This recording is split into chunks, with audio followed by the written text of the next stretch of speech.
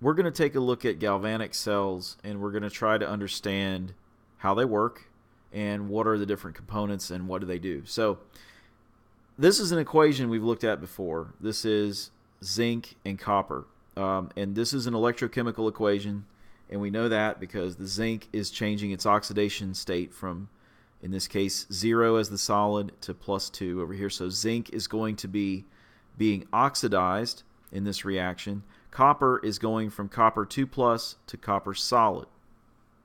So that is that is gaining electrons, so that is going to be reduction. So in this cell, what we're going to do is, I've mentioned in earlier videos the idea behind looking at the half reactions and actually splitting the half reactions, physically splitting the half reaction. So in this case, let's draw out the half reaction. So the half reaction is going to be, for the oxidation half reaction, it's going to be zinc solid goes to zinc 2+ aqueous plus 2 electrons. So that is going to be the equation for oxidation.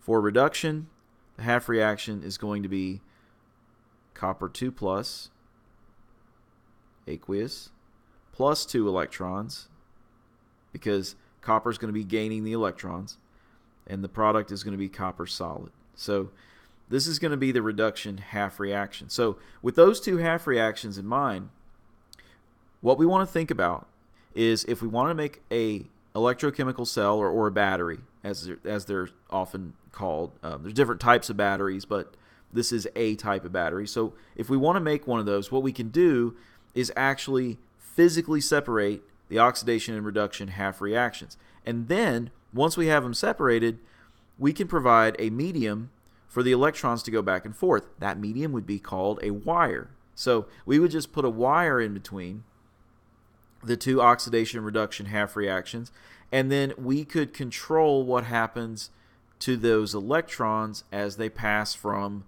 the zinc to the copper. So in this case, in chemistry, to draw the cell, what we're going to do is we're going to actually use beakers. So we're going to use, we're going to draw a couple of beakers here, and we're going to put, let's see,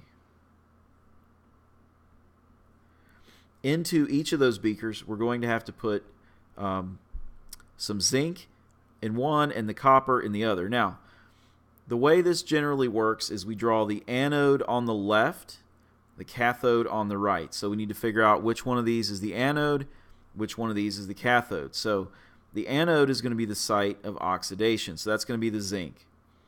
So this one here is going to be the anode. So this is, let me write that down here so we don't forget. And then cathode is going to be the reduction. So that means that we're going to want zinc on the left and copper on the right. So I'm going to draw a piece of zinc metal in this particular beaker here. So this is going to be solid zinc. And what we're going to do with this solid zinc is the zinc is going to actually lose electrons. Okay, so this is going to be zinc solid here.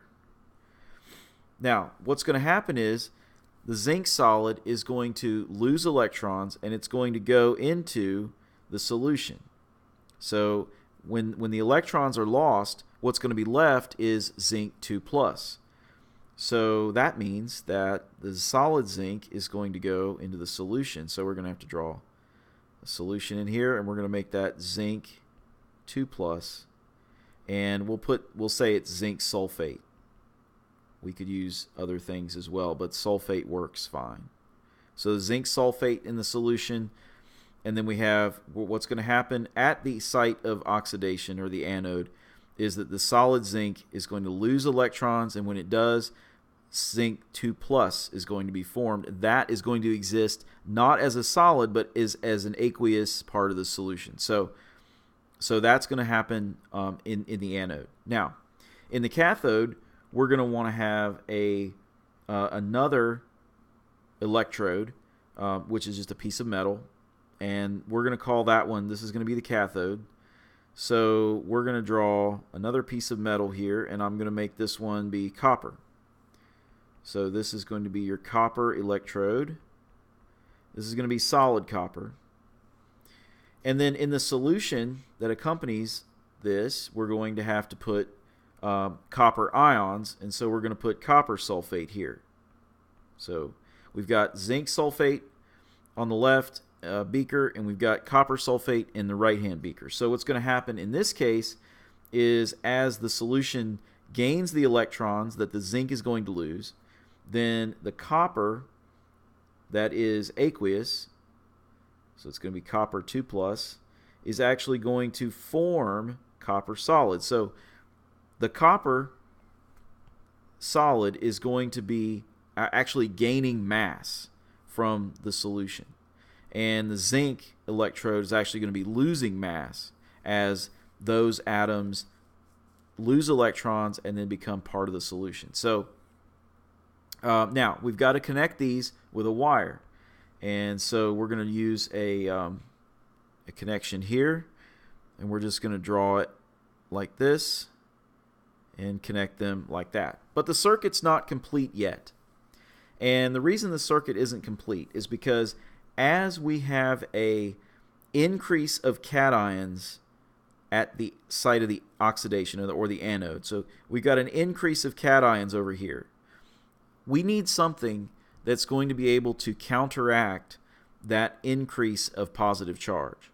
Okay, and so likewise on the cathode, we're going to have a decrease of positive charge, and so we need something that's going to put back into the solution some of that positive charge that is being lost as the electrons are gaining. And so what we're going to do is we're going to use what's called a salt bridge.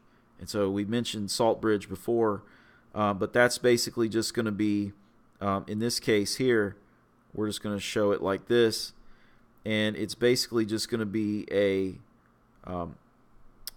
in practice we would use a paper towel that's soaked in salt water. Okay, so this is our salt bridge, and salt water, you can use anything that has cations and anions in it.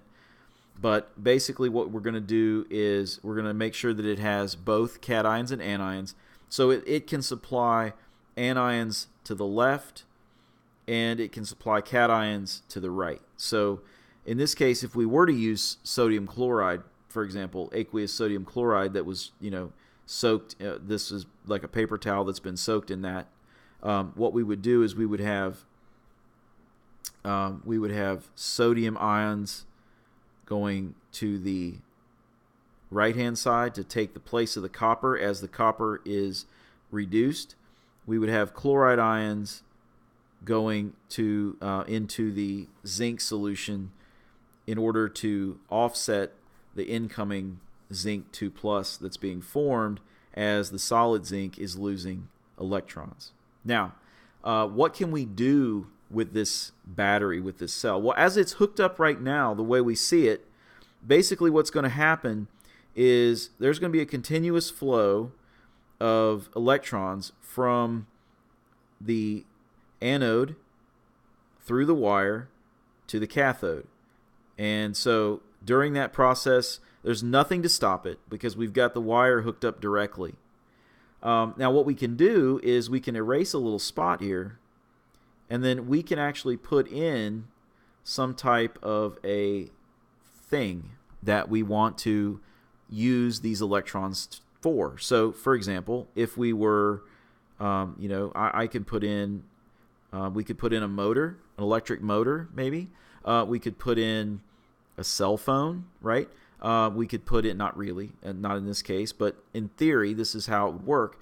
Basically, you've got a circuit here, and as you're going to put your thing that you want to use the electrons for somewhere in the circuit. So in this case, maybe we just want to put a voltmeter in there, and that's a very easy thing to do.